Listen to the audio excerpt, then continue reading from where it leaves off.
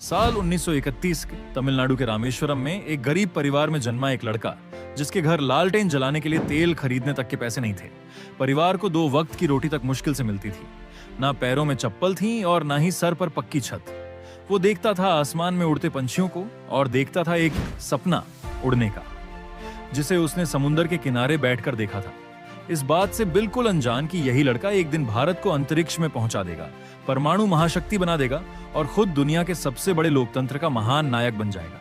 ये कहानी है इंडिया के missile man, Bharat Ratna doctor APJ Abdul Kalam जी की। एक ऐसी शख्सियत जिसके 0 हेटर्स थे, जिनके मुंह से निकला हर एक शब्द आज के युवा के लिए सबसे बड़ी सीख है और जिनका पूरी दुनिया इतना सम्मान करती थी कि 26 मई 2005 को जब कलाम साहब ने स्विट्जरलैंड में कदम रखा ना, तो उनके सम्मान में वहां की गवर्नमेंट ने उस दिन को साइंस डे डिक्लेयर कर दिया। लेकिन क्या आप जानते हैं कि एक छोटे से कमरे से निकलकर भारत के प्रेसिडेंट बनने तक का उनका सफर इतना मुश्किल था कि कोई आम आदमी बीच में ही दम तोड़ दे। इनफैक्ट कलाम साहब ने भी एक बार अपनी जान लेने की कोशिश की थी। आज हम सर एपीजे अब्दुल कलाम जी की इसी स्ट्रगल स्टोरी के बारे में बात करेंगे, जो आपको हर मुश्किल से लड़ने की हिम्मत देगी। कलाम का जन्म 1931 में रामेश्वरम में एक बेहद गरीब परिवार में हुआ था। उनके पिता एक छोटी सी नाव चलाते थे, जिससे मुश्किल से 2 वक्त की रोटी मिलती थी। एक छोटे से कमरे वाले घर में कलाम अपने 4 भाई बहन और माता पिता के साथ रहते थे और शाम होते ही उनके घर घना अंधेरा छा जाता था। बस जो हल्की सी रोशनी आती थी वो होती थी चांद की रोशनी, और कभी कभार लालटेन जलाने के लिए तेल खरीदा जाता था, जिसका भरपूर इस्तेमाल वो रात में पढ़ाई के लिए किया करते थे। और उनके माता पिता भी खुद अंधेरे में बैठकर अपने बच्चों को पढ़ने के लिए लालटेन दे देते थे। बचपन से ही कलाम को सीखने में बहुत दिलचस्पी थी। जब 8 साल की उम्र में उन्हें पता चला कि उनके गांव से कई किलोमीटर दूर एक ऐसे टीचर हैं जो 5 साल के बच्चों को फ्री में गणित पढ़ाते हैं, लेकिन उनका एक नियम था कि वो सुबह 4 बजे से 5 बजे के बीच सिर्फ उन बच्चों को पढ़ाएंगे जो नहा कर आएंगे। तभी 8 साल के कलाम ने ठान लिया कि वो मैथ्स तो सीख कर रहेंगे। ऐसे में ठंडी हो, गर्मी हो या बारिश, वो हर सुबह ठंडे पानी से नहाकर और तैयार होकर मास्टर जी के पास पढ़ने चले जाते थे और बहुत जल्द वो सीखने की प्रक्रिया को मास्टर करने लगे। लेकिन वो सिर्फ पढ़ाई से संतुष्ट नहीं थे, वो परिवार की मदद करना चाहते थे। इसीलिए 10 साल की उम्र में उन्होंने पूरे गांव में अखबार बांटना शुरू कर दिया। कलाम साहब हर सुबह अपनी साइकिल पर रेलवे स्टेशन जाते, वहां से दीनामनी नाम के अखबार कलेक्ट करते और पूरे गांव के घर घर में अखबार पहुंचाते। इस दौरान भी वो चलते चलते पूरा अखबार पढ़ लेते थे। वहीं वो अपनी दोपहर मणिकन की लाइब्रेरी में बिताते और ज्ञान की खोज में किताबों, पुराने अखबारों और लिटरेचर के पन्ने पलटते रहते। कलाम साहब कहते थे, हमेशा बड़े सपने देखो क्योंकि छोटे सपने देखना अपराध है। लेकिन वो यहां नहीं रुके। समुद्र किनारे घंटों बैठकर उन्होंने आसमान में उड़ते पंछियों को देखा और एक सपना देखा, पायलट बनने का। वो कहते थे, सपने तभी सच होते हैं जब हम उन्हें देखना शुरू करते हैं। लेकिन इस सपने की राह में इतने कांटे बिछे थे कि आगे बढ़ते हुए उनके पैर ही छिल गए, जिसमें सबसे बड़ा कांटा था आर्थिक तंगी। इस सपने को पूरा करने के लिए उनके परिवार ने भी हर संभव कोशिश की। 1951 में उन्हें सेंट जोसेफ कॉलेज में एडमिशन दिलाने के लिए उनकी बड़ी बहन ने अपने सोने के कंगन गिरवी रख दिए।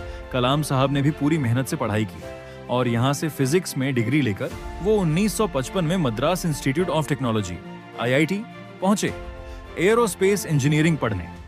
यहाँ वो एक प्रोजेक्ट पर काम कर रहे थे, मगर समय बीता जा रहा था और प्रोजेक्ट खत्म होने का नाम नहीं ले रहा था, जो देखकर एक बार कॉलेज के डीन काफी गुस्सा हो जाते हैं और उन्होंने गुस्से में अब्दुल कलाम जी से कहा कि अगर तुमने 3 दिन में ये प्रोजेक्ट पूरा नहीं किया तो मैं तुम्हारी स्कॉलरशिप कैंसिल कर दूंगा। जिससे वो इतना घबरा गए कि अगले 3 दिन तक उन्होंने बिना रात की नींद दिए दिन रात उस प्रोजेक्ट पर काम किया और उसे कंप्लीट कर दिया।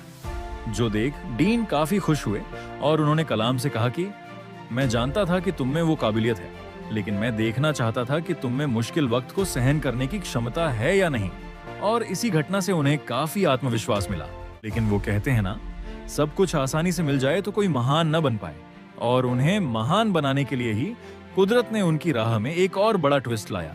जी हाँ, उन्होंने अपने सपनों को पूरा करने के लिए इंडियन एयरफोर्स के एग्जाम दे दिए और इंटरव्यू देने देहरादून चले गए। लेकिन बदकिस्मती से वायुसेना में सिर्फ 8 वैकेंसीज थीं और कलाम साहब को 9th रैंक मिला और वो अपने पायलट बनने के सपने को हकीकत बनाने में फेल हो गए। उस वक्त वो नौजवान अपनी आंखों के सामने हर उम्मीद को टूटते हुए देख रहा था। दुख, दर्द और पीड़ा इतनी थी कि उन्हें अपनी जान लेने तक के ख्याल आए। उस वक्त वो उत्तराखंड के ऋषिकेश में चले गए और एक दिन वो गंगा किनारे टहल रहे थे। उस वक्त उनके दिमाग में नदी में कूदने के ख्याल भी घूम रहे थे, मगर तभी उन पर स्वामी शिवानंदा की नजर पड़ी। उन्होंने कलाम के पास आकर उनके कंधे पर हाथ रखते हुए पूछा, बेटा क्या हुआ? सुनकर कलाम की आंखें भर आईं और उन्होंने स्वामी जी को पूरी बात बताई कि मेरी बहन ने मुझे पढ़ाने के लिए अपने गहने गिरवी रखे थे, लेकिन मैं फेल हो गया। अब मुझे कोई रास्ता नहीं दिख रहा कि मैं क्या करूं। तब स्वामी जी ने उन्हें कहा कि बेटा तू असफल नहीं हुआ है, ऊपर वाले ने तेरे लिए और कुछ बड़ा सोचा है, इसीलिए उदास मत हो। वापस जा और कुछ नया करने की कोशिश कर, क्योंकि जीवन में हर रोज सूरज निकलता है और नया सवेरा होता है। स्वामी जी की इस बात से अब्दुल कलाम सर को काफी हिम्मत मिली और उन्होंने वापस आकर defence research and development organisation DRDO join कर लिया। लेकिन यहाँ छोटे मोटे प्रोजेक्ट पर काम करके वो खुश नहीं थे। इसी बीच उनकी मुलाकात विक्रम साराभाई से हुई, जिन्होंने APJ अब्दुल कलाम की काबिलियत से खुश होकर उन्हें अपना स्टूडेंट बना लिया और Indian national committee of space research INCOSPAR में ट्रांसफर मिल गया, जहां उनका पहला मिशन था भारत के पहले रॉकेट की उड़ान भरना। लेकिन शुरुआती स्टेज में होने के कारण इनकोस्पार के पास ना तो कोई वर्कशॉप थी और ना ही कोई ऑफिस। हर चीज कठिन लग रही थी। इसे अंजाम देने के लिए उन्हें सबसे पहले एक जगह चाहिए थी। कलाम साहब और उनकी टीम ने हार नहीं मानी। उन्होंने केरला के थंबा गांव में एक चर्च को अपना वर्कशॉप बना लिया और वहां के फादर के घर को अपना ऑफिस। फिर सरकार से मिले थोड़े बहुत पैसों से उन्होंने बकायदा पूरे रॉकेट को ही बना डाला। लेकिन यहाँ पर उनकी मुश्किलें खत्म नहीं हुई, क्योंकि रॉकेट को लॉन्च पैड तक ले जाने के लिए उनके पास कोई साधन नहीं था। तभी उन्होंने रॉकेट के पूरे पार्ट्स को डिसमेंटल किया और सभी टुकड़ों को बैलगाड़ी और साइकिल की मदद से लॉन्च पैड तक पहुंचाया।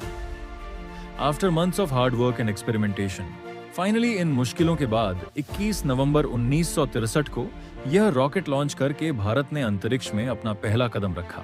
लेकिन क्या आप जानते हैं कि एक मिसाइल मैन जिन्होंने इस देश को उसकी असली ताकत दिखाई, उनका नाम मिसाइल मैन एक सक्सेसफुल नहीं बल्कि एक फेल प्रोजेक्ट से पड़ा था। जी हाँ, तो हुआ यह था कि साल 1959 में डॉक्टर अब्दुल कलाम भारत के सबसे पहले सैटेलाइट लॉन्च प्रोजेक्ट SLV-3 के डायरेक्टर बने। मगर उस वक्त जनता को स्पेस में जाने की अहमियत पता ही नहीं थी। इसीलिए लोगों ने कई सवाल उठाए और उन्हें इस मिशन के लिए काफी कम बजट मिला।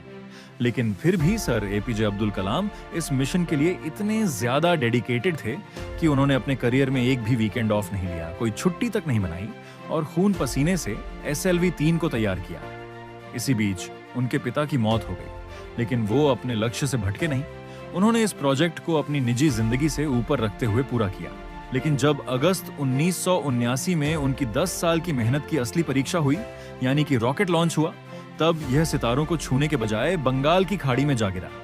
उस वक्त लोगों ने उन्हें काफी ताने मारे, बहुत खरी खोटी सुनाई।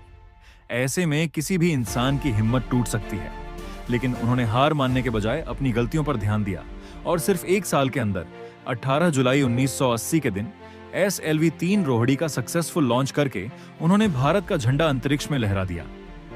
इस नई सक्सेस ने उनके स्टेटस को एक्सपोनेंशियल ग्रोथ दे दी, जिसके बाद उन्होंने भारत के बैलिस्टिक मिसाइल्स जैसे कि अग्नि और पृथ्वी के प्रोजेक्ट्स को भी सक्सेसफुली पूरा किया, जिसकी वजह से उन्हें साल 1981 में पद्म भूषण और 1990 में पद्म विभूषण से सम्मानित किया गया।